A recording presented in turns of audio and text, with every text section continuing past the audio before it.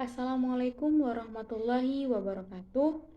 Kami dari kelompok 7 akan mempresentasikan hasil diskusi kami yang berjudul Metode Dakwah dan Komunikasi dalam Hadis, yang mana ini merupakan mata kuliah dari hadis tematik dengan dosen pengampu Bapak Haji Muhammad Iqbal Abdul Muin LCMA.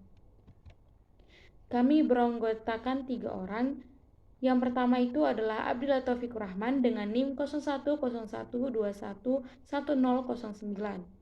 Dan yang kedua saya sendiri Khairunisa Harani Harahap dengan NIM 0101211132. Dan yang terakhir adalah Latifah Aini dengan NIM 0101211013. Kami dari KPIA semester 4. Nah, metode dakwah yang pertama itu adalah al-hikmah, yakni sesuai dengan keadaan dan pemahaman seseorang, termasuk berdakwah dengan ilmu tidak dengan kejahilan. Nah, dalam sebuah hadis dijelaskan, telah menceritakan kepadaku Ishak, telah menceritakan kepada kami An-Nadir, telah mengabarkan kepada kami Syu'bah dari Sa'id bin Abu Burdah dari ayahnya, dari kakeknya dia berkata, ketika beliau mengutusnya bersama Mu'az bin Jabal, beliau bersabda kepada keduanya, mudahkanlah setiap urusan dan janganlah kamu mempersulit keduanya. Mudahkanlah setiap urusan dan janganlah kamu mempersulit. Berilah kabar gembira dan jangan kamu membuatnya lari, dan bersatu padulah. Lantas Abu Musa berkata, wahai Rasulullah, di daerah kami sering dibuat minuman dari rendaman madu yang biasa disebut dengan al-bi'tu, dan minuman dari rendaman gandum yang biasa disebut al-mizru. Maka Rasulullah SAW menjawab, setiap yang memabukkan adalah haram. Hadis di atas menggambarkan bahwa Rasulullah memerintahkan kepada sahabat untuk tidak memaksakan kehendak dalam menciarkan Islam. Bahkan, beliau menghendaki agar dalam penyampaian pesan dakwah harus santun dengan memberi kabar gembira dan tidak menakut-nakuti. Selanjutnya, metode dakwah mau'izah yang akan dijelaskan oleh Abdullah Taufikur Rahman. Baiklah, saya akan menjelaskan tentang metode dakwah mau'izah hasanah. Metode mau'izah hasanah merupakan suatu metode dakwah yang bertujuan untuk memberi kesan pada sasaran dakwah bahwa juru dakwah adalah teman dekat yang menyayangi. Di samping itu, metode ini memberi kesan juru dakwah berperan mencari segala hal yang bermanfaat dan membahagiakan sasaran dakwah. Secara sederhana, metode dakwah ini tujuannya untuk membuat seseorang merasa dihargai sehingga membuatnya tersentuh. Lantaran juru dakwah mengedepankan konsep kasih sayang dalam dakwahnya tanpa membongkar atau membeberkan kesalahan orang lain. Dakwah dengan metode ini dapat dilakukan dalam bentuk nasihat, bimbingan, pengajaran, kisah-kisah Nabi, kabar gembira, dan peringatan hingga wasiat.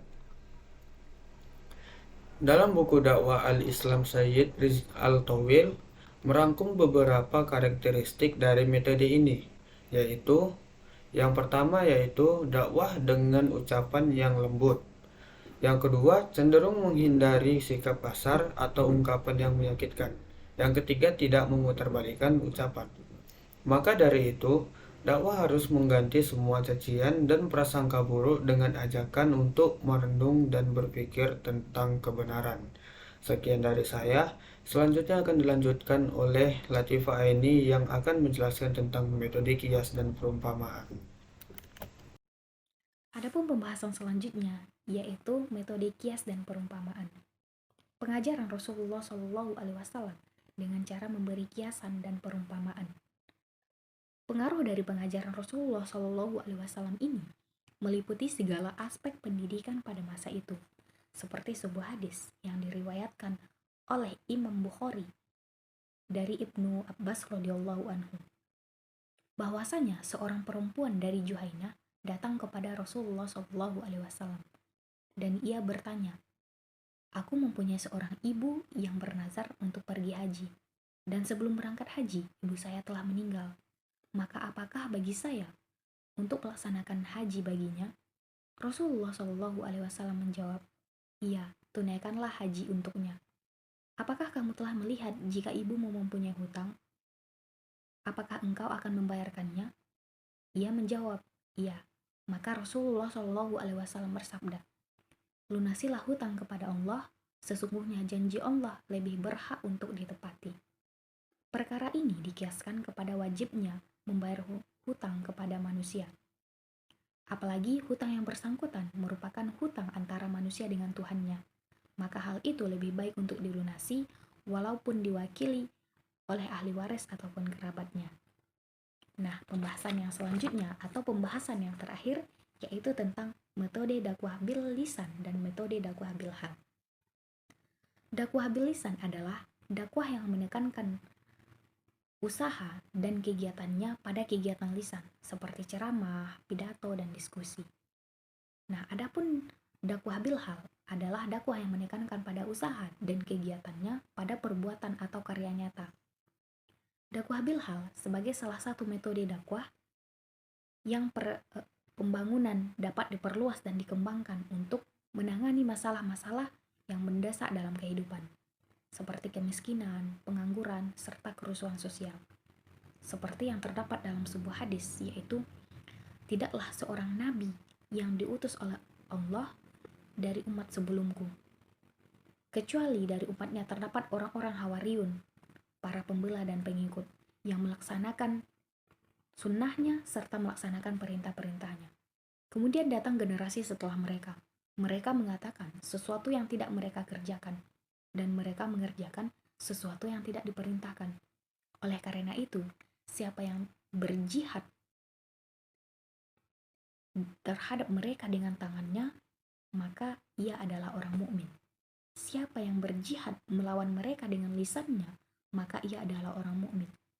Siapa yang berjihad melawan mereka dengan hatinya, maka ia adalah orang mukmin. Sedangkan di bawah itu, semua tidak ada keimanan meskipun hanya sebesar biji sawi. Hadis riwayat Muslim. Mungkin hanya sekian pemaparan materi dari kami. Jika ada kesalahan, kami mohon maaf.